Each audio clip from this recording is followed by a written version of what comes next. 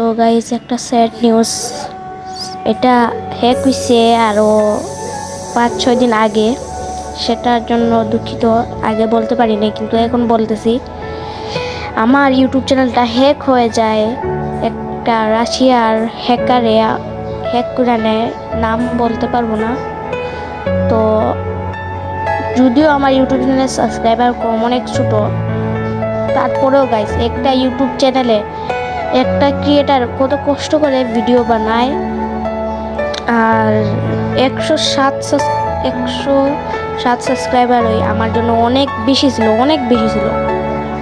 যদিও আপনাদের কাছে অনেক কম 107 সাবস্ক্রাইবার, আমার কাছে অনেক বেশি, কারণ আমি এত কষ্ট করে এত সাবস্ক্রাইবার করছি, কিন্তু আমার ইউটিউব চ্যানেলটা হ্যাক করে নেয় গাইস। আমি হ্যাক করার পর ফুললি ডিমোটিভেট হয়ে যাই, কিন্তু আমি ইউটিউব কমিউনিটি থেকে হার মানব না। আমি ইউটিউব কমিউনিটি থেকে থাকবো।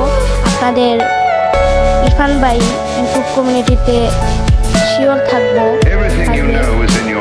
তো আপনাদের কাছে একটাই রিকোয়েস্ট, আমার এই ইউটিউব চ্যানেলটা আপনারা একটু সাপোর্ট করিয়েন ভাই।